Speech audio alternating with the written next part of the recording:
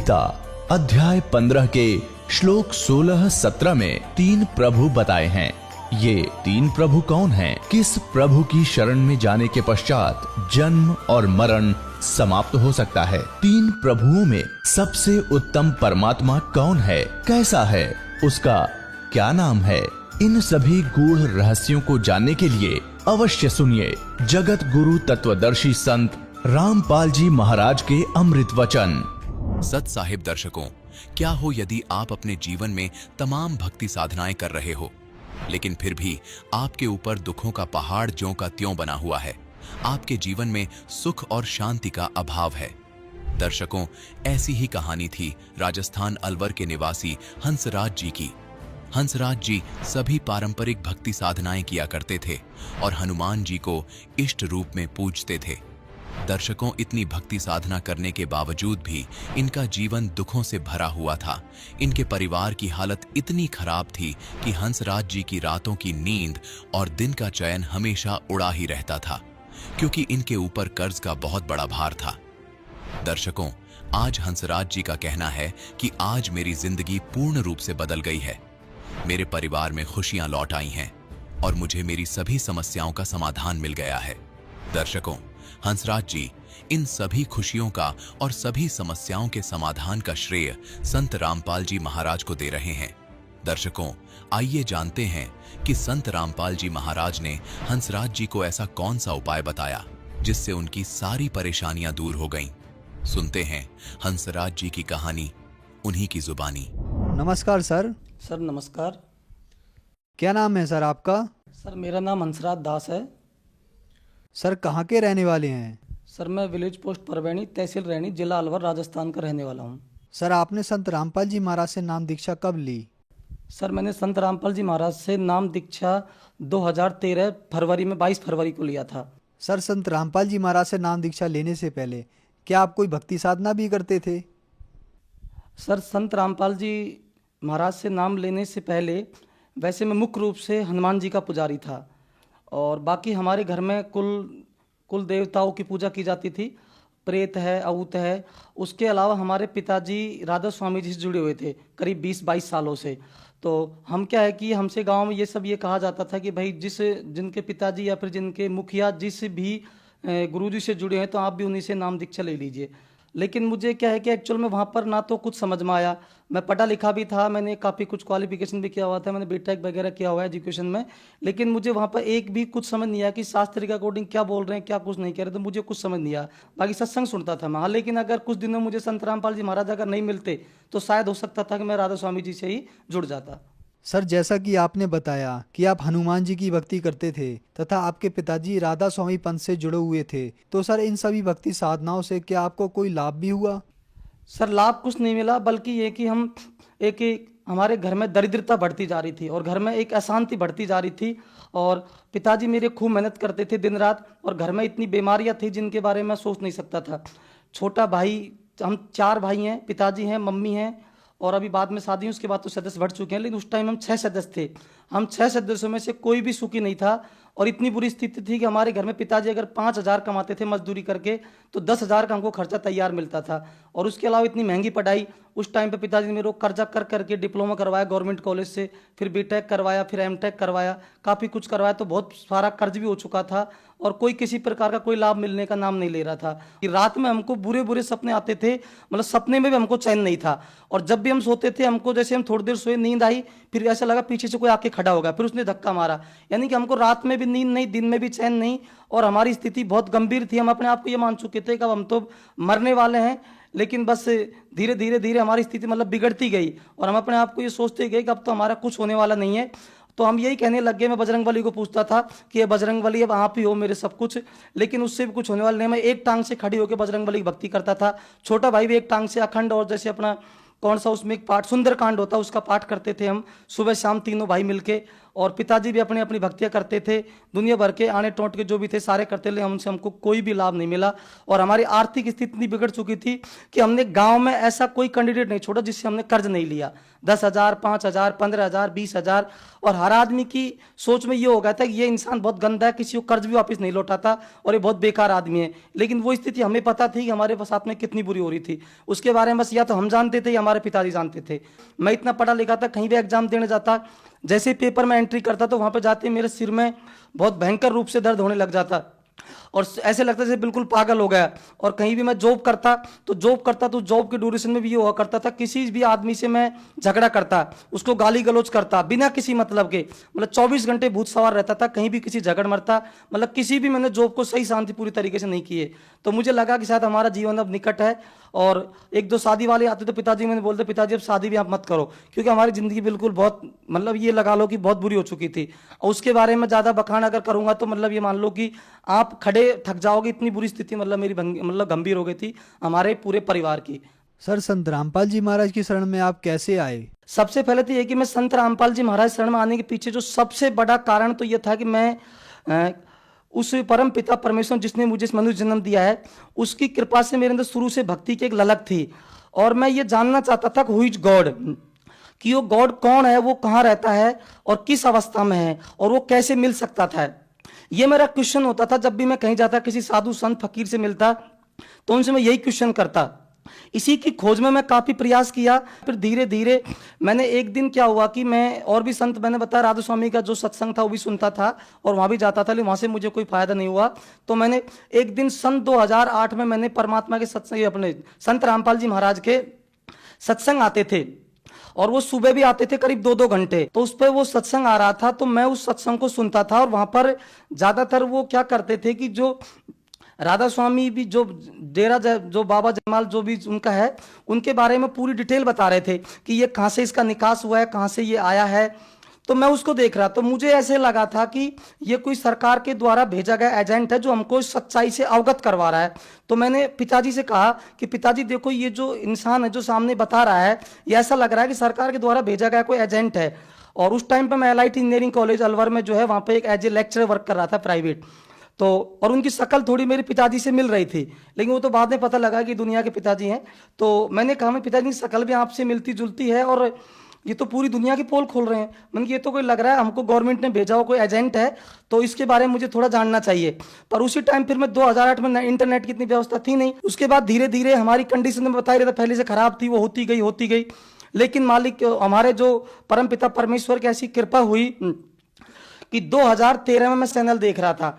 तो वहां पर जैसे मैंने चैनल देखा तो उस पर नीचे एड्रेस लिखा आ रहा था कि आप इस एड्रेस पर आप अपना नाम सेंड, जो भी अपना नाम पता सेंड करो तो आपको ज्ञान गंगा पुस्तक निःशुल्क आपके घर पे पहुंच जाएगी। और वहां पर आसपास ऐसी कोई फैसिलिटी भी नहीं थी कि मैं किसी से बुक ले सकूं। तो मैंने बड़ी जल्दी और बड़ी शीघ्रता से उस पुस्तक के उस पर मिस कॉल किया और मिस कॉल करके मैंने मेरा एड्रेस सेंड किया।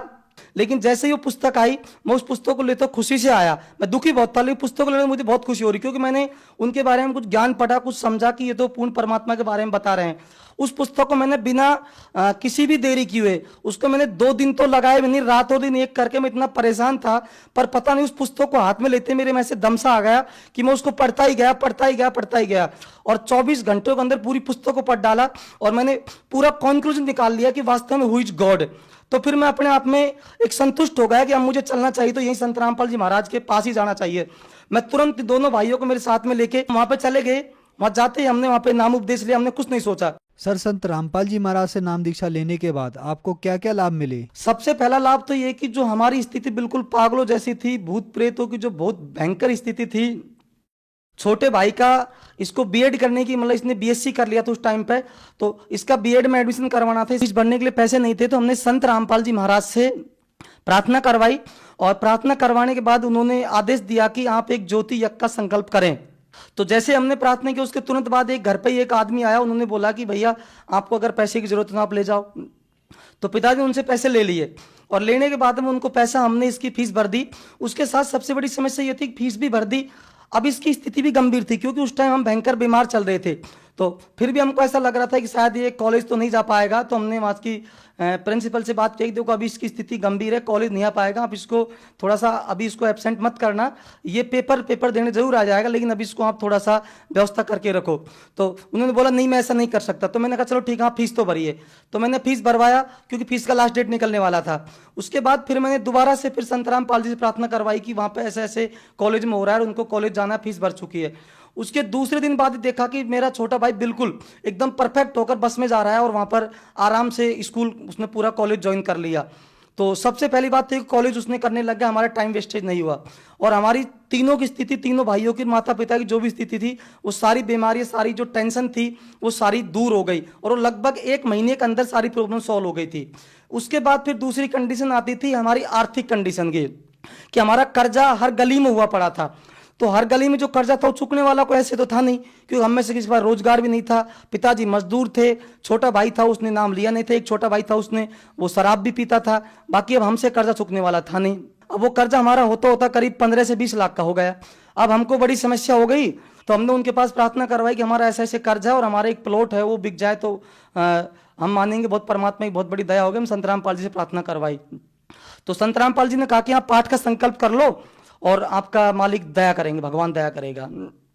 तो जैसे ही उन्होंने प्रार्थना करवाई, उसके तीसरे दिन ही हमारा प्लॉट का सौदा हो गया था और वो प्लाट मैंने 3,65,000 का लिया था और जब बिका था, जब वो 6.5 लाख का बिका था 1 साल के अंदर, तो उसका कर्जा तो उसी से समाप्त हो गया। और उसके अलावा बाकी के जो कर्जा बचा वो फिर धीरे धीरे मैं नौकरी करना शुरू किया, मेरी नौकरी से कुछ हुआ।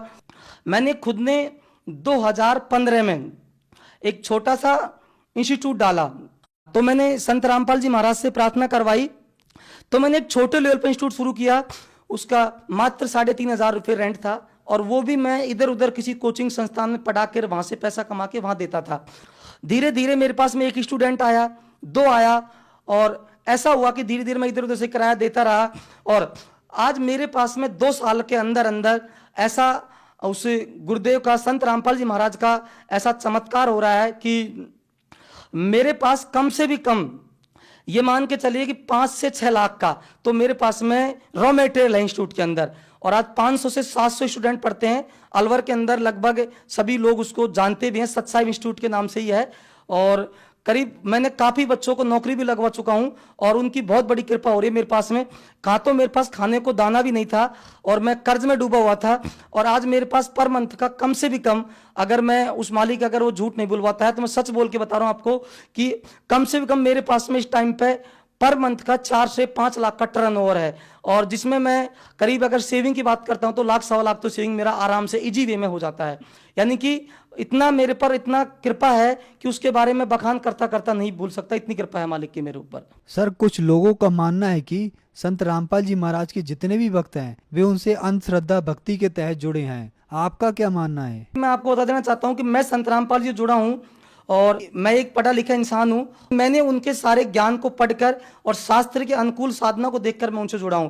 और जो इस तरह की जो बात कर रहे हैं, मैं उनके लिए कह सकता हूं कि एक्चुअल में वो खुद लोग अंधश्रद्धा भक्ति की से तहत जुड़ रहे हैं, उनको इस तरह का ज्ञान नहीं है, वो शास्त्रों को नहीं देख रहे हैं। और उसके लिए मैंने आपको बताया है कि उनके लिए उनका खुद का क्वेश्चन का जवाब उनको खुद ही को मिल जाएगा। जिस भी चीज की या जिस भी देवी देवता की भक्ति वो कर रहे हैं, एक बार उसका हिस्ट्री जान लीजिए आप कि वो कहां से आया, कौन है, आपको उसी से पता लग जाएगा। संत रामपाल जी महाराज के जो शिष्य वो अंधश्रद्धा भक्ति की तरफ जा रहे हैं या आप जा रहे हैं। सर, आज संत रामपाल जी महाराज के प्रति कैसी आस्था है? मैं कहता हूं प्रत्यक्ष को देख लीजिए।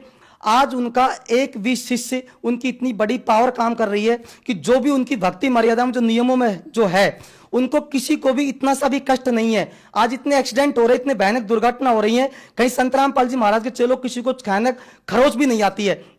इसका मतलब यह है कि वो आस्तिक हैं और वो पूर्ण परमात्मा की भक्ति दिला रहे हैं। केवल और केवल एक समाज को सपोर्ट करते हैं कि वो भक्त समाज को सपोर्ट करते हैं कि जो हमारे समाज में जो कुरीतियां फैली हुई हैं उनको छुड़ाए। शादी जो हो रही है बिना दहेज के हो रही हैं और उनमें से एक मैं भी हूं। अभी मेरे छोटे भाई की शादी होने वाली है और वो भी हम आपको बताएंगे, उस शादी के अंदर बिना दहेज के हम शादी करेंगे, 1 भी रुपये उसके अंदर लेन देन नहीं होगा। संत रामपाल जी महाराज ने बिना दहेज के कम से भी कम 2, 4, 5 हजार शादी तो ऐसी जो मेरी नजर में करवाई हैं, जहां मैं कम से कम 20-30 शादियों में तो मैं खुद अटेंड किया है और मैंने देखा है कि वहां एक भी रुपए का लेन देन नहीं होता है। और अगर सरकार कहती है कि बेटी बचाओ बेटी पढ़ाओ, तो मैं इस चीज को कह सकता हूं कि उस चीज को पूर्ण रूप से अगर साकार कर रहे हैं तो संत रामपाल जी कर रहे हैं। और सरकार से मेरा निवेदन है कि इस काम में आपको संत रामपाल जी का अवश्य रूप से आपको सहयोग करना चाहिए। और यदि आप नहीं कर रहे हैं तो आप बेटी बचाओ बेटी पढ़ाओ का अभियान केवल कोरे नारे दे रहे हैं। ये सब आपका मिथ्या है, झूठ है, ये सब बकवास है। सर, आप भक्त समाज को और जो आज युवा पीढ़ी है उनको आप क्या संदेश देना चाहेंगे? सर, भक्त समाज को और युवा वर्ग को मैं सबसे पहला संदेश तो यही देना चाहूंगा कि भाई आज सबसे बड़ी जो कुरीति है, सबसे बड़ी जो कुप्रथा है, सबसे बड़ी समस्या है वो ये है कि नशा सबसे बड़ी समस्या। और मैं कहता हूं इस टाइम पे कम से कम 90% हमारा देश में जो समस्या है वो नशे की वजह से है। और यदि आप नशा छुड़ाना चाहते हैं तो आपको संत रामपाल जी महाराज से जुड़ना ही जुड़ना चाहिए। तो मेरा भक्त समाज से आखिरी यही निवेदन है कि भगत समाज संत रामपाल जी से नाम उपदेश ले और अपना कल्याण करवाए, क्योंकि वहां कल्याण कर आप जब संत रामपाल जी नाम उपदेश लेंगे तो ही आपको पूर्ण मोक्ष मिलेगा। बाकी संत साधु बहुत हैं लेकिन वहां पर आपको पूर्ण मोक्ष नहीं मिल सकता है। जो श्रद्धालु संत रामपाल जी महाराज से नाम दीक्षा लेना चाहते हैं वह संत रामपाल जी महाराज से कैसे नाम दीक्षा ले सकते हैं? हमारे संत रामपाल जी का सत्संग सभी चैनलों पर आ रहा है, बहुत सारे चैनलों पर आ रहा है। तो उसमें आप किसी भी चैनल पर नीचे पट्टी चलती रहती है, उस पर कॉन्टैक्ट नंबर लिखे होते हैं। आप वहां से संपर्क करके नजदीकी नामदान केंद्र पर जाकर आप नाम उपदेश ले सकते हैं और कोई भी शंका समाधान वहां से जाकर आप दूर कर सकते हैं। धन्यवाद सर। धन्यवाद जी। दर्शकों, अभी आपने सुने संत रामपाल जी महाराज से दीक्षा प्राप्त करके सुखी हुए भक्त के अनुभव। अब देखिए जगत गुरु तत्वदर्शी संत रामपाल जी महाराज के मंगल प्रवचन। तो आगे आने वाले समय में कई भक्तों को शंका हो जाती है कि सतनाम भी मिल गया तो ठीक हो गया, फिर सार नाम तो नहीं होगा, 6 साल में मिल रहा है। नहीं, अब 4 महीने के बाद तो सतनाम, और फिर 1 साल के अंदर आपको सार नाम दिया करेगा। साल के भीतर भीतर आपकी इतनी कमाई होने लग जाएगी। आपकी इतनी कमाई 1 वर्ष में हो जाया करेगी, 1.5 वर्ष में घटत गणी, और फिर देखना मिनटा पार होंगे। तो यहां बताते हैं, मत तो दे दी है बाल में याने नू, मत दे दी है बाल में याने नू, मत तो दे दी। गीता और भागवत पढ़े नहीं बुझ शब्द ठिकाने नू, गीता और भागवत पढ़े नहीं बुझ शब्द ठिकाने नू। मन मथुरा दिल द्वारका नगरी, फिर क्या करो बरसाने नू, मैं तो दे दी। कहते हैं गीता पढ़े और भागवत पढ़े। गीता में नाम है कि तय हरे राम कृष्ण राधे श्याम राधे राधे श्याम मिला दे, और उस ठिकाने शब्द ठिकाने नू यानी सही मंत्र की तरफ तो ध्यान नहीं देते, मनमाना आचरण करते, मनमाने जाप करते हैं, नष्ट हो गए जीवन भोली आत्माओं के। गीता जी अध्याय नंबर 16 के श्लोक नंबर 23 में कहा कि शास्त्र विधि को त्याग कर जो मनमाना आचरण करता है उसको ना तो सुख हो, ना उसकी गति हो, ना कोई सिद्धि प्राप्त हो, अर्थात यूजलेस। अब देखो सिद्धि प्राप्ति होगी आपको, सिद्धि बिना आप वहां नहीं जा सकते। ये आपको 24 सिद्धि मिलेंगी इन मंत्रों से, 24 सिद्धि। और इन सिद्धियों का यदि तुम बर्बाद करने लग जाओगे तो टायर पंचर हो जाएगा आपका। इनको छूना नहीं। ये जैसे एक सिद्धि आकाश से उड़ जाई, एक सिद्धि ऐसी है जो आकाश में उड़ जाती है, तो हम इसका प्रयोग करेंगे सतलोक में जान खातर। यहाँ सैर सपट्टे को नहीं, लोग दिखावा नहीं करना इसका जरा भूल कभी। तो क्या बताते हैं कि ये सच्चे उस नाम को तो सुनते नहीं, ये और नाम असली नाम को तो पूछते नहीं, जो ठिकाने का नाम है, सही मंत्र है, सतनाम है, जो गीता वर्णन है। और गीता और भागवत पढ़े ना बूझे शब्द ठिकाने नू, मन मथुरा दिल द्वारका नगरी, और के करे फिर बरसाने नू। यहां से जाएंगे मथुरा में, मथुरा के उस पहाड़ के चुकर चक्कर काट के फिर बरसाने जरूर जाना चाहिए। क्यों? राधा से पारस लुआने के लिए राधे राधे श्याम मिला दे, राधे नावड़े श्याम देख किसे बोले कहाँ चक्कर काट रहे, और श्याम के पास पहुंच गए तो फिर दुर्ग तीनों कीनों। तो हमने ये विचार करना पड़ेगा कौन सी साधना करनी चाहिए, कौन कौन परमात्मा है जो मोक्षदायक है। और अपनी पवित्र गीता के अनुसार ही करना चाहिए। फिर बताते हैं, जब फुरमान धनी का आवे, को राखे घर जाने नू। जब फुरमान धनी का आवे, को राखे घर जाने नू। जा सतगुरु का सरना लीजे, जो मिटे जम तल बाणे नू। मैं तो दे दी याणे नू, मैं तो दे दी है बाल याणे नू। मैं तो दे दी याणे नू, मैं तो दे दी है बाल याणे नू। क्या बताते हैं परमात्मा गरीबदास साहिब जी को जो ज्ञान दिया, फिर वो कैसे बता रहे हैं कि जब फुरमान धनी का आवे, और कौन राखे अगर जाने नू। जब ऊपर से आपका आदेश आ गया कि मृत्यु होगी, जब तक आप कबीर परमेश्वर की शरण पूर्ण संत के माध्यम से ग्रहण नहीं करते, आपकी मृत्यु नहीं बच सकती। और कबीर परमेश्वर की शरण में आने से, परम संत से उपदेश लेने से, उनके कृपा पात्र से आपकी आयु एक्सटेंड हो जाती है। इसके विषय में गरीबदास जी कहते हैं, काल जो पीसे पीसना, ये जोरा है पनिहार। ये दो असल मजदूर हैं मेरे सतगुरु के दरबार। ये काल डरे करतार से, जय जय जय जगदीश। ये जोरा जोड़ी झाड़ता, पगरज डार शीश।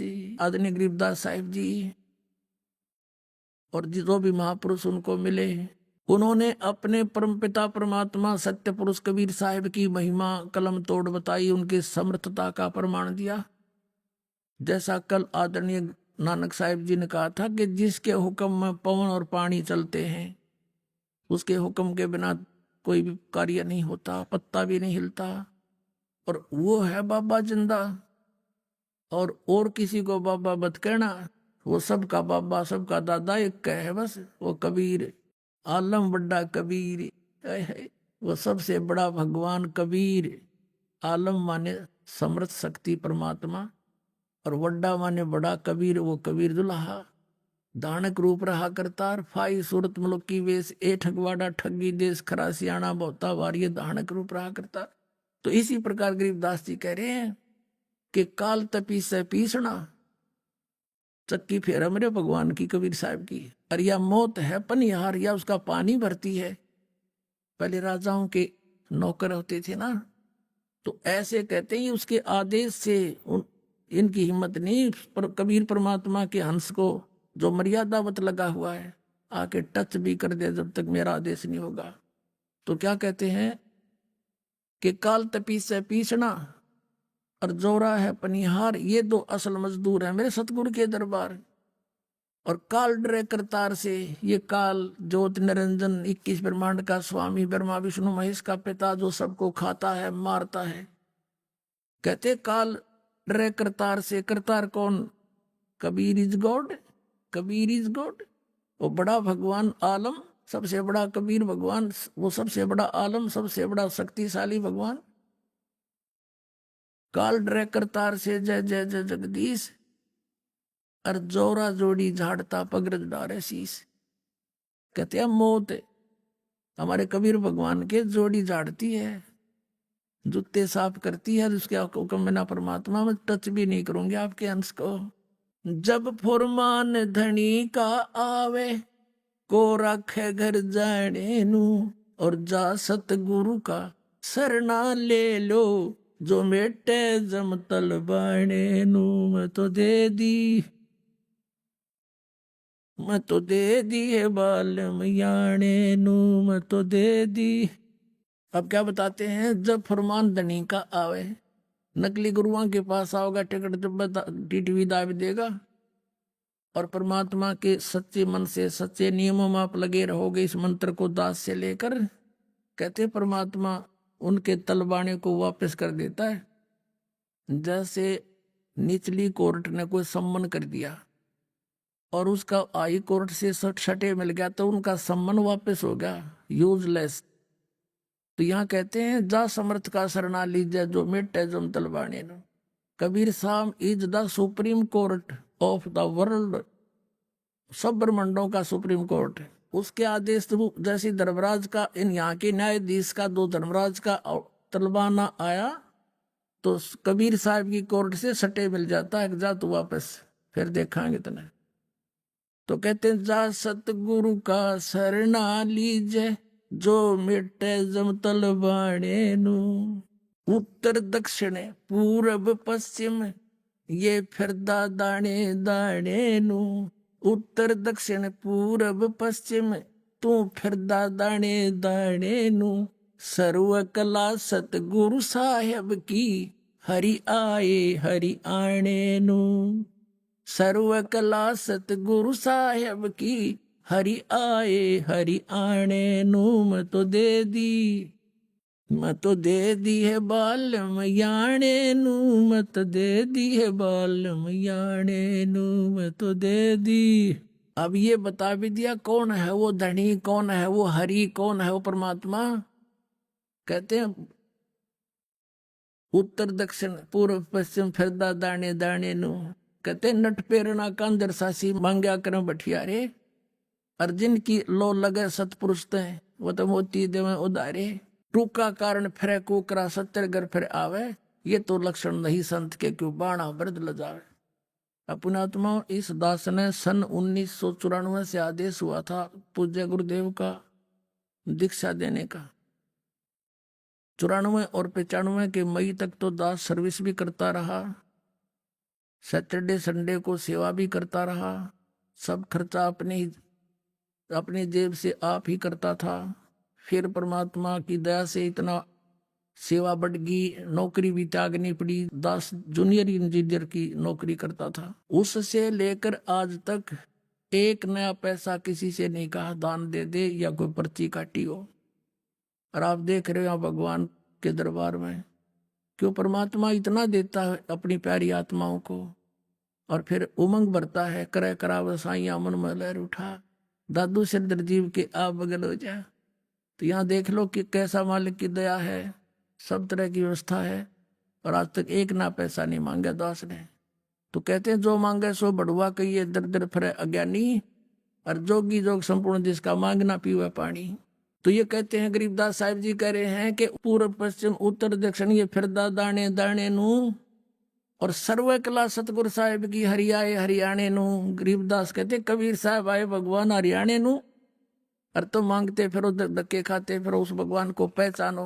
तो पुण्यात्माओं आपका सौभाग्य है कि आपको वो मंत्र मिल गया सतनाम, जिसका इन राधा स्वामी वालों ने कख भी पता नहीं। तो आप कितनी पुण्यात्माओं हो, आप अपनी कीमत नहीं जान सकते, ये दास जानता है। क्योंकि लाल की परख जौहरी को होता है। अब आपका कल्याण होगा, पूरे विश्व का कल्याण होगा जब सतनाम ले लेंगे तब। मानुष जन्म दुर्लभ है ये मिले न बारंबार। तरवर से पत्ता टूट गिरे भाई फिर नहीं लगता डार। परमात्मा ने हमें आके ज्ञान कराया है कि आप जी कोई मनुष्य शरीर मेरी कृपा से प्राप्त है, अन्यथा ये काल आपको मनुष्य जन्म नहीं देता। सृष्टि रचना के अंदर आप जी सुनते हो कि परमात्मा ने कहा था इस काल भगवान को जब इसने माया के साथ दुर्व्यवहार करना चाहा था और उसने इसके पेट में शरण ली थी, परमात्मा ने आके निकाला था। तब इसको एक परमात्मा ने श्राप दे दिया था। या ये समझो कि उस पवित्र लोक में जो कोई गलती ऐसी करता है उसको ये सजा मिलती है कि तू 1 लाख मानव शरीरधारी प्राणी नित्य आहार करया करेगा और 1.25 लाख उत्पत्ति करेगा। तेरा नाम काल होगा। अब कई पुण्यात्मा ऐसा कहते हैं कि ये अगर परमात्मा ऐसा इसको वर ना देते मानव शरीर के सूक्ष्म शरीर से गंध खाने का, तो ये हमें नहीं खाता। पुण्यात्माओं, ये तो हमारी जीव संज्ञा की सोच है। यदि परमात्मा इसको ये श्राप ना देता तो ये हमें मनुष्य शरीर भी नहीं देता, और मनुष्य शरीर के अंदर हम परमात्मा पा सकते हैं। इसने इतने ऊट पटांग जीव जंतुओं के शरीर गढ़ दिए, इस मनुष्य वाले प्राणी को भी एक और बना देता। तो ये परमात्मा कबीर साहब की असीम कृपा है। हमने जो गलती की थी उसका ये दंड वैसे तो बहुत कम है, लेकिन फिर भी दयालु है परमात्मा। उन्होंने ये ऑप्शन रख दिया कि मनुष्य शरीर इनको मिलेगा तब मैं इनके पास जाऊंगा, और ये कर्म अनुसार अपना सब कुछ यहाँ का विधान बना दिया। जैसा कर्म करेगा वैसा फल मिलेगा। तो ये यहाँ के प्रभु जितने हैं, श्री ब्रह्मा जी, विष्णु जी, शिव जी, दुर्गा, ब्रह्म और जितने भी यहाँ के जो अन्य देव हैं, ये केवल प्राणी को उसका किया हुआ जैसा कर्म है वैसा ही दे सकते हैं। यदि पाप कर्म है तो पाप भी भोगने पड़ेंगे, यदि पुण्य है तो पुण्य भी प्राप्त होंगे। फिर वो परमात्मा यहाँ आएगा, अपना यथार्थ विधान आपको बताएगा कि इन पापों का नाश भी हो सकता है, और वो अभी तक मंत्र किसी के पास नहीं था। जैसे खेती तो सतयुग से करते हुए आ रहे हैं किसान, अभी तक ये औषधि की खोज नहीं हुई थी कि फसल के अंदर जो खरपतवार उत्पन्न हो जाता है उसको ऐसी कोई औषधि नहीं थी जो उसको समाप्त कर दे और फसल सुरक्षित रह जा। अब उसकी खोज होगी। फसल में कितना ही खरपतवार हो, एक ऐसी मेडिसिन खोज कर दी है वैज्ञानिकों ने कि सिंचाई करते समय जल के अंदर उसको डाल दिया जाता है, वो सभी फसल के अंदर से पानी वाटर के साथ चली जाती है, और गेहूं का कोई फसल को हानि नहीं करती, खरपतवार का नाश कर देती है, जिससे वो फसल अच्छी तरह फल फूल जाती है। इसी प्रकार परमात्मा का ये सत्य नाम जो है, सच्चा नाम 2 अक्षर का, और तीसरा सार नाम, वो तो कहना ही क्या है। ये वो औषधि है जो हमारे पापों का नाश कर देती है, पुण्य सुरक्षित रह जाती है। जब ही सतनाम हृदय धरो भयो पाप को नाश, और जैसे चिंगारी अग्नि की भाई पड़े पुराने घास। परमात्मा ने बताया कि आपके सभी पाप ऐसे नाश हो जाएंगे जिस प्रकार ढेर सारे सूखा घास पड़ा हो, चाहे हजारों क्विंटल पड़ा हो, उसमें एक माचिस की सीख जला कर लगा दे, सभी जलकर सवा हो जाते हैं। और चलती है तेज हवा आंधी, उस राख को भी कहीं की कहीं पटक देती है, तो फील्ड क्लियर हो गया। इसी प्रकार परमात्मा कहते हैं, जैसे सूरज के आगे बदरा, ऐसे कर्म छयारे, और प्रेम की पवन करे चितमंजन, फिर झलके तेज नयारे। जैसे सूर्य के सामने बादल आ जाते हैं, सूर्य उपलब्ध होते हुए भी, उगा हुआ होते हुए भी हमें दिखाई नहीं देता। जब चलती है तेज हवा, बादलों को इधर का उधर फेंक देती है, तो हमें सूर्य साफ दिखाई देता है। इसी प्रकार अभी तक जिन्होंने परमात्मा को देखा नहीं, जाना नहीं, उन्होंने परमात्मा के विषय में अटकलबाजियां की कि वो प्रकाश ही प्रकाश है, वहां कुछ है नहीं। तो यहां परमात्मा कहते उनके सामने बादल छाए थे पाप कर्मों के।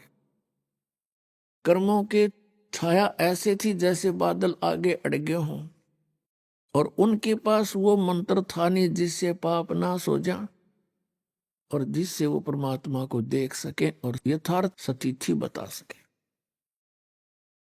जिन महापुरुषों को परमात्मा आए, स्वयं आकर के मिले, और उनको वो मंत्र दिया सतनाम 2 अक्षर का। उन्होंने वो साधना की और आंखों देखा अपनी दिव्य दृष्टि से परमात्मा को सचखंड के अंदर, और साथ जाकर भी देख कर आए, फिर वापस छोड़े, फिर उनकी दिव्य दृष्टि काम करने लगी, सतनाम से उनके पाप नाश हो गए। तो यहां बैठे भी वो सब चित्रण बताया करते थे परमात्मा का, और जिनको भगवान मिले नहीं उन्होंने परमात्मा को निराकार बताया। अब ये समागम तो चल रहा है पुण्यात्माओं, ये बहुत ही महत्वपूर्ण दिन है हमारे लिए, पूरे मानव समाज के लिए, सभी प्राणियों के लिए।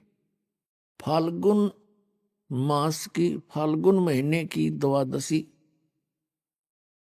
यानी फाल्गुन सुदी द्वादशी, चांदनी द्वादश, और सन 1727 संवत 1784 को दिन के 10 बजे परमात्मा जिंदा महात्मा रूप बना के अपने सतलोक से, उस धूलोक से चलकर आया गांव छुडानी के जंगल में, जहां पर आदरणीय गरीबदास साहिब जी गौवें चरा रहे थे। 10 वर्ष के बालक थे, उनके साथ में गांव के और भी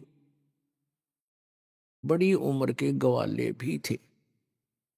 150-200 गौवें वो रखा करते थे। बहुत बड़ा उनकी बहुत बड़ा क्षेत्र था, बहुत ज्यादा जमीन थी गरीबदास जी के, लगभग 1400 एकड़ जमीन थी।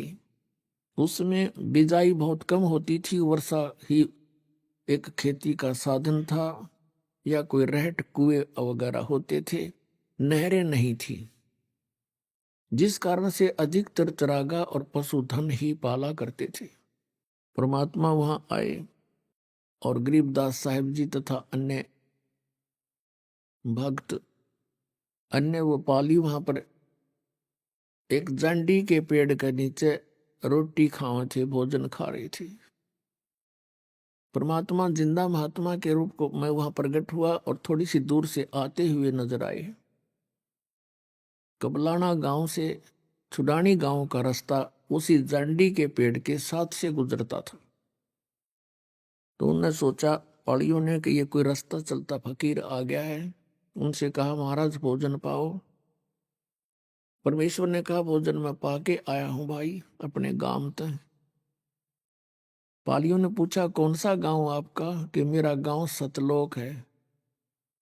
कितनी दूर है बाबा जी यहां से? परमात्मा ने कहा, 16 शंख कोस की दूरी पर। बात उनके समझ में आई नहीं। फिर उन्होंने कहा, महाराज हम अतिथि को ऐसे नहीं जाने देते, हमारा अनादर होता है, हमें पाप लगेगा। आप तो महात्मा भी हैं, कुछ ना कुछ आहार तो करना ही पड़ेगा, खाओगे नहीं तो दूध तो पीना ही पड़ेगा। अभी गौओं का दूध निकाल देते हैं। कुछ ऐसी भली गायें होती थी, उनका किसी टाइम दूध निकाल ले। परमेश्वर ने कहा, भी मैं कुंवारी गाय का दूध पीता हूं, पिला दो। तो वो पाली कहने लगे, बाबा जी तेरी नीयत ठीक को नहीं, मजाक करते हो आप भी हमारा कोई स्वीकार करना नहीं चाहते हमारी भेंट। तब गरीबदास जी खड़े हुए और कहा, महाराज जी देखो कुंवारी ये बच्चिया है, इसके बच्चा नहीं हुआ है, दूध कहाँ से देगी? परमात्मा ने कहा, तुम्हारे पास कोई ऐसा पात्र हो 5-4 किलो का, वो ला। तो वह एक लस्सी ले जा करते, छोटा मटका था मिट्टी का, वो खाना खुना खा कर उन्हें मांझ धोकर दर रखा था। कहा, महाराज जी ये रहा। परमात्मा ने कहा, इसके नीचे रखो, थनों के सतन के नीचे। गरीबदास 10 वर्ष के बालक लेकर बैठ के और कहा, देखो जी दूध कैसे आवेगा? परमात्मा ने कमर पर थपकी मारी उस गऊ के और कहा, बेटा ऐसे आएगा। उसी समय लंबे लंबे सतन हो गए और दूध का पात्र भर दिया, धार चल पड़ी। तो आधा परमात्मा ने पिया, शेष उन पालियों से कहा, ले भाई तुम भी पी लो ग्वालो, ये अमृत है, ये सचखंड सतलोक से आया है। वो पाली तो कहने लगे हम नहीं पीवे, पाप का दूध है, कुंवारी गाय का है, जंतर मंत्र से किया है, और तेरा पता ना तू किस जाति का है। गरीबदास जी कहने लगे लो महाराज मुझे दे दो। आधा शेष उन्होंने पी लिया। फिर परमात्मा ने उनको अपने ज्ञान से परिचित कराया। गरीबदास जी की प्रबल इच्छा हुई उस सतलोक को देखने के लिए, जहां जाने के बाद जीव कभी मृत्यु नहीं होती, वहां वृद्धावस्था नहीं होती, सदा युवा शरीर रहता है, वहां कोई काम नहीं, कोई दुख नहीं, सदा बाहर वृक्ष है, दूधों की नदियां बहती हैं, अमृत फल है वहां के, बच्चे को बहुत लगन होती है। परमात्मा उसकी आत्मा को लेकर, गरीबदास जी की आत्मा को कबीर साहब सचखंड गए और वहां अपनी सारी स्थिति से परिचित कराया। उधर से कुछ देर के बाद देखा पालियों ने कि ये तो बोल नहीं रहा, हिला डुला कर देखा, मृत पाया। गांव में भागे आए, गांव के लोग वहां गए, फिर आसपास के रिश्तेदार इकट्ठे किए। शाम तक तो देर तक हो गई थी, शाम के 7-8 बज गए थे। चिता पर रखकर उसको अंतिम संस्कार करने की तैयारी कर दी थी। इस दौरान 8-10 घंटे परमात्मा के साथ रही प्यारी आत्मा। ऊपर के सब लोगों को देखा, भगवान कैसा है, कौन है। श्री ब्रह्मा विष्णु महेश जी की स्थिति देखी, काल को देखा, उस नरक को देखा और सतलोक को देखा। फिर वापस आए। परमात्मा ने शरीर आत्मा को तुरंत भेज दिया कि कहीं शरीर का नाश ना कर दे, करने की तैयारी ही थी। चिता के ऊपर ही आत्मा सचेत हो गई, शरीर में कंपन हुई। गरीबदास जी जिंदा होकर उठ गए। उठ करके परमात्मा की ये अमर वाणी बोलने लगे।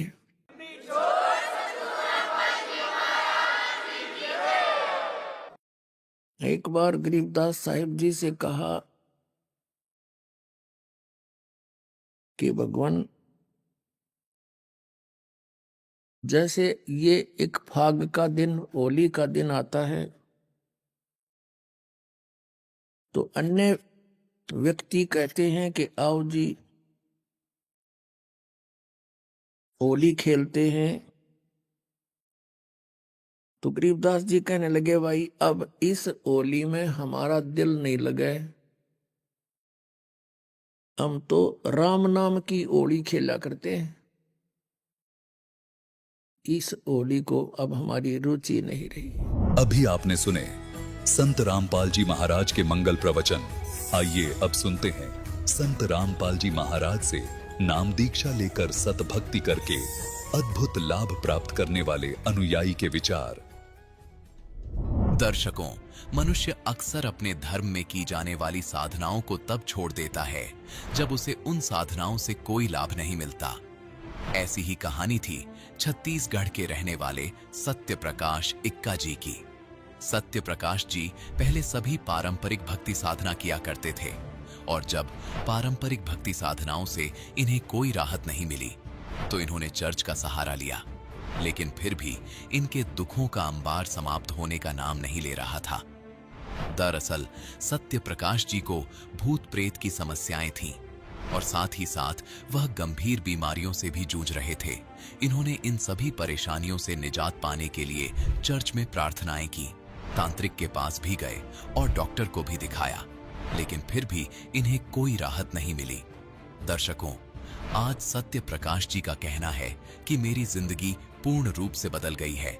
मेरे साथ ऐसे ऐसे अद्वितीय लाभ हुए हैं जिस पर विश्वास करना हमारे लिए मुश्किल होगा। दर्शकों, सत्य प्रकाश जी का कहना है कि अब मैं जो भक्ति साधना कर रहा हूं वह भक्ति साधना सर्वश्रेष्ठ है। दर्शकों, बड़ी हैरानी की बात है कि सत्य प्रकाश जी ने ईसाई धर्म में की जाने वाली भक्ति साधनाओं को त्याग कर आज संत रामपाल जी महाराज द्वारा बताए गए भक्ति साधना को करना शुरू कर दिया है। आइए जानते हैं कि इसके पीछे की सच्चाई क्या है। आखिर इन्होंने इतना बड़ा कदम क्यों उठाया? सुनते हैं सत्य प्रकाश जी की कहानी उन्हीं की जुबानी। नमस्कार सर। नमस्कार सर जी। सर क्या नाम है आपका? सत्य प्रकाश सिक्का। सत्य प्रकाश जी आप कहाँ से हैं? मैं जसपुर जिला कुनकुरी ब्लॉक छत्तीसगढ़ से। सत्य प्रकाश जी, संत रामपाल जी महाराज से नाम दीक्षा आपने कब ली? जी सर जी, मैं संत रामपाल जी महाराज से 5 सितंबर 2013 में नाम दीक्षा लिया है। संत रामपाल जी महाराज से नाम दीक्षा लेने से पहले आप क्या भक्ति साधनाएं करते थे? जी सर जी, मैं करता था क्योंकि मैं क्रिश्चियन धर्म, ईसाई धर्म से रिलेटेड हूँ और मेरे पूर्वज और मेरे माता पिता वही साधना करते थे, जीसस की, ईसा मसीह की, और वही मैं भी फॉलो करता था। और उसमें बचपन से ही जो मुझे बुद्धि आई तो बताते थे कि ये भगवान है, तो मैं बहुत अच्छी तरीके से विश्वास के साथ मैं भगवान की भक्ति करता था, चलता था, चर्च जाता था, प्रार्थनाएं करता था, सभी चीज़ें करता था, क्योंकि मुझे कहते थे कि यही भगवान है और इन्हीं के द्वारा हमारी मुक्ति होगी, स्वर्ग प्राप्ति होगी। लेकिन सर जी, एक बात मुझे समझ में नहीं आती थी, लेकिन एक लगा रहता था, हमारे ईसाई धर्म में ऐसा है कि पूरे नशापान का इतना ज़्यादा पाखंडवाद है और मांस मदिरा का, कि जब बड़ों के बीच में जब बच्चे होते हैं तो बड़े तो ग्रहण करते ही हैं, शराब पीते हैं, मदिरा करते हैं, मांस खाते हैं त्योहारों में और बहुत सारे ऐसे। लेकिन जब बच्चे वहाँ पे उपस्थित होते हैं तो जब बच्चा शराब का गिलास पकड़ता है और वो पीना चाहता है तो बड़े मना करते हैं, बोलते हैं माता पिता कि नहीं बेटा, ये जहर है, ये शराब है, इसे नहीं ग्रहण करते।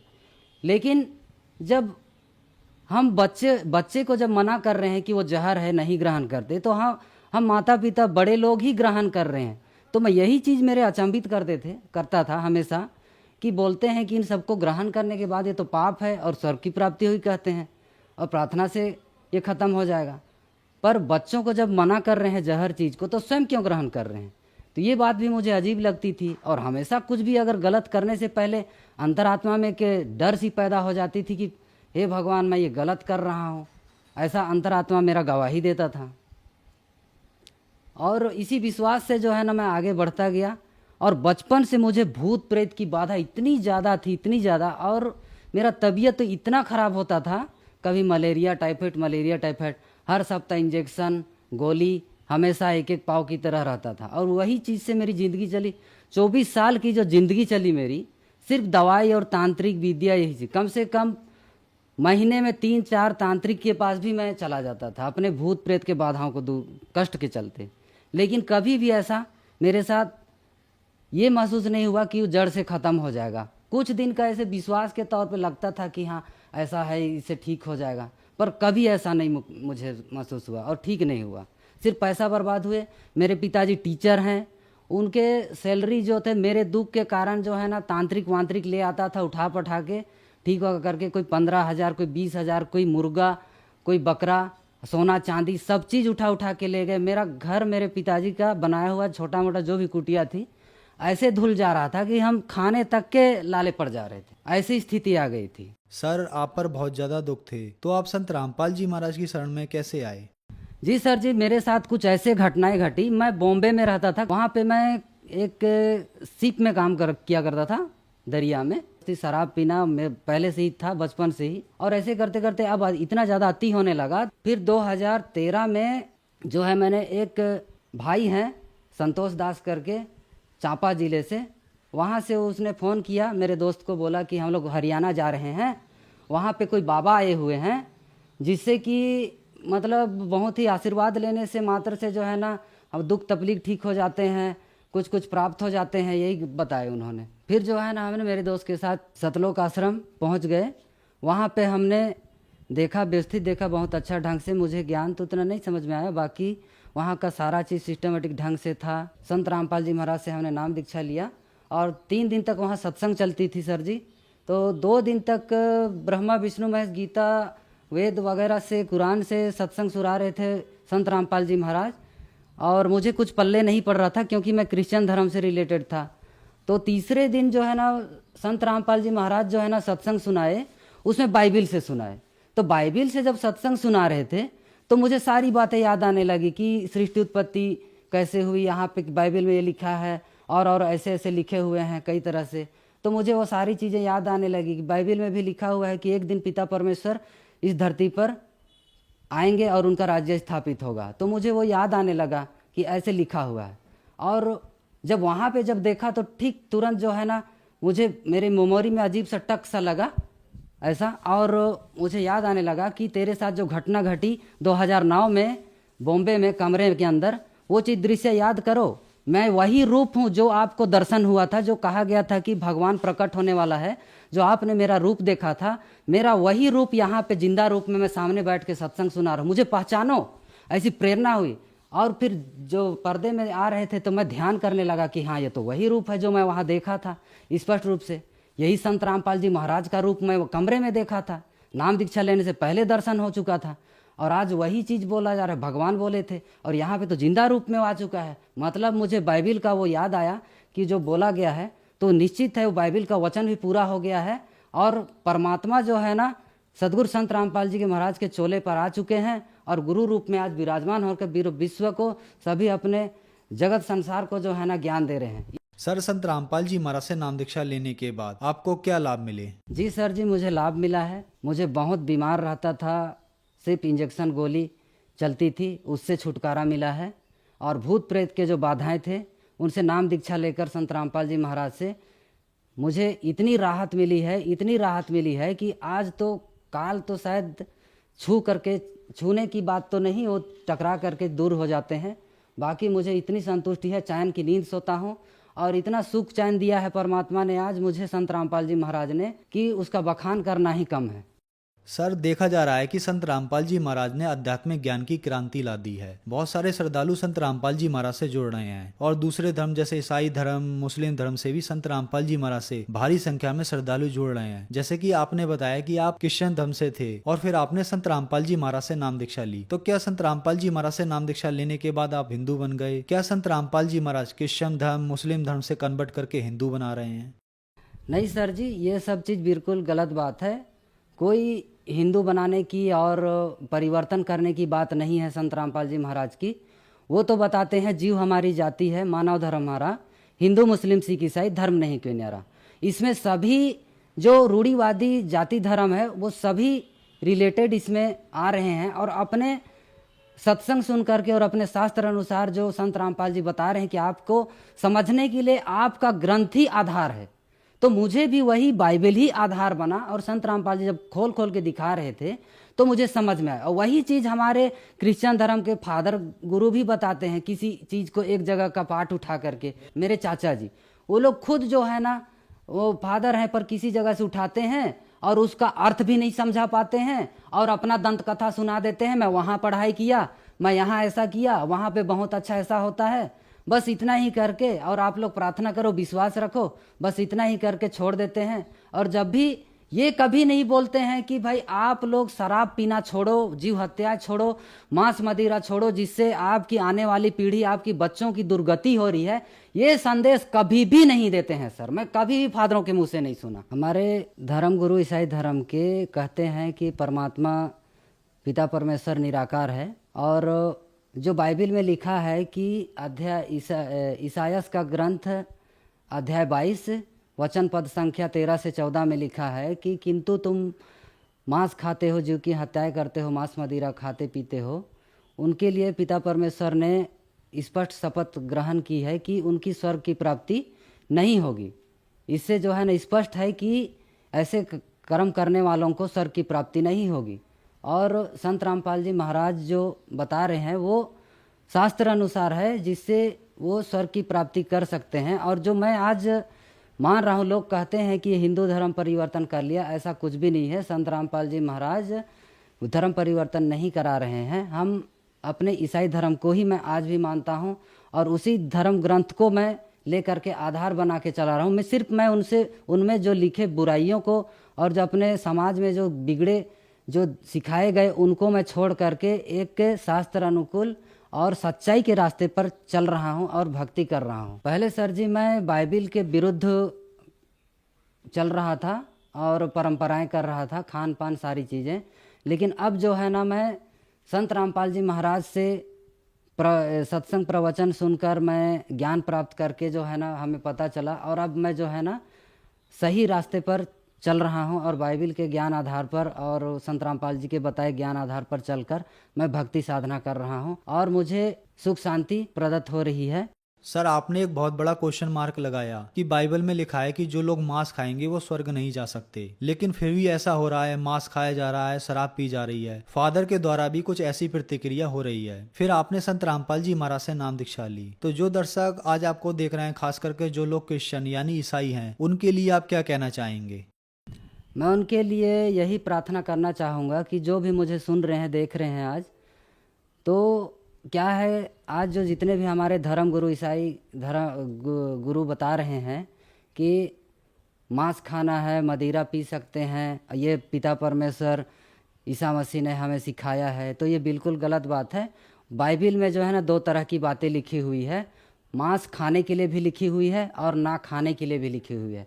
तो जो खाने के लिए लिखी हुई है वो काल भगवान का है, और जो ना खाने के लिए लिखा गया है वो पिता परमेश्वर का संकेत है, जिसको कि आज आधार बनाकर खाने का ही मान रहे हैं, और जो ना खाने का है उसको समझने की कोशिश ही नहीं कर रहे हैं। शैतान जैसे कहते हैं, शैतान और भगवान की बात कहते हैं, पर शैतान जो है ना बाइबिल में भी छला हुआ है। एक जगह पे मांस मदिरा खाने का बात लिखा हुआ है जो शैतान का है, जिसे आज आधार बनाकर हमारे भाई बहन ग्रहण कर रहे हैं, उसे अपने यीशु मसीह का संदेश ना मानकर शैतान का मान रहे हैं और उसको ग्रहण कर रहे हैं। बाइबिल में लिखा है कि ईसा मसीह ने भी कहा था कि मैं जो है ना तुम सभी से मैं सच्ची बातें बताना चाहता हूँ, और आप लोग अभी वह सह नहीं सकते, क्योंकि इस संसार में जो नायक बन के आया था, मैं नायक बन के आया था, वो नायक जो है ना दोषी ठहराया जा चुका है। ईसा मसीह ने कहा था,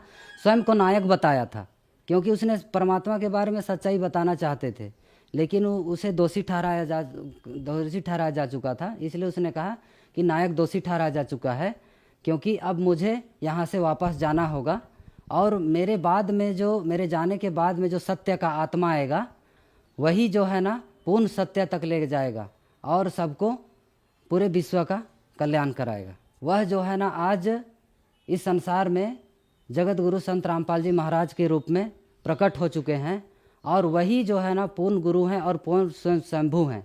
उनके द्वारा ही पूरे संसार का कल्याण होना है। और जितने भी जो हमारे ईसाई धर्म ये सोचते हैं कि हमारे ईसा मसीह से हमारा कल्याण होगा, तो ये बिल्कुल गलत बात है।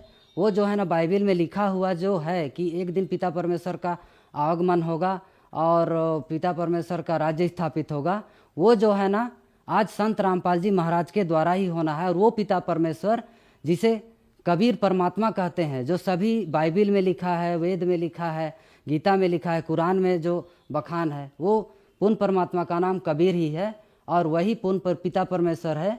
और जो है ना वो आज संत रामपाल जी महाराज के शरीर पर प्रकट होकर आज पूरे विश्व को ज्ञान दे रहे हैं, और उन्हीं के द्वारा पूरे विश्व का कल्याण होना है। सर आपने बताया कि धर्मों की हॉली बुक्स यानी सदग्रंथों में संत रामपाल जी महाराज ने प्रमाणित करके बताया कि कबीर साहिब ही भगवान हैं। तो क्या बाइबल में भी कहीं लिखा है कि कबीर साहिब ही परमात्मा है या भगवान है? जी सर, ऑर्थोडॉक्स जॉइस बाइबल में अध्याय 35, 36, 37 में वचन नंबर आयुब ग्रंथ के वचन नंबर 5 में जो आज वर्तमान में जो है उसमें सिर्फ सर्वशक्तिमान लिखा हुआ है, और उसमें स्पष्ट कर दिया है कि वह सर्वशक्तिमान पिता परमेश्वर कबीर है। कबीर लिखा हुआ है, हमने देखा है, पढ़ा है उसे। सर संत रामपाल जी महाराज से नाम दीक्षा कैसे ली जा सकती है? जी, संत रामपाल जी महाराज से नाम दीक्षा जो है ना आज टीवी के माध्यम से, जिसमें संत रामपाल जी महाराज का सत्संग प्रवचन चैनल सुबह शाम आती है, उसमें नीचे पीली पट्टी चलती है, उसमें मोबाइल्स नंबर जो है ना आश्रम की, सतलोक आश्रम की दी जाती है, जिस नंबर को डायल करके जो है ना बात करके उससे संपर्क करके और नाम दीक्षा लेने का आधार बना सकते हैं। सदगुरु संत रामपाल जी महाराज के द्वारा लिखी गई पुस्तक ज्ञान गंगा, जीने की राह, गीता तेरा ज्ञान अमृत पढ़कर उनमें भी अपना सदग्रंथ को जानने का आधार है। सभी धर्म ग्रंथों का निचोड़ दिया गया है, और उससे भी समझ करके और मोबाइल नंबर डायल करके आधार बना करके नाम दीक्षा ले सकते हैं। धन्यवाद सर। नमस्कार सर जी।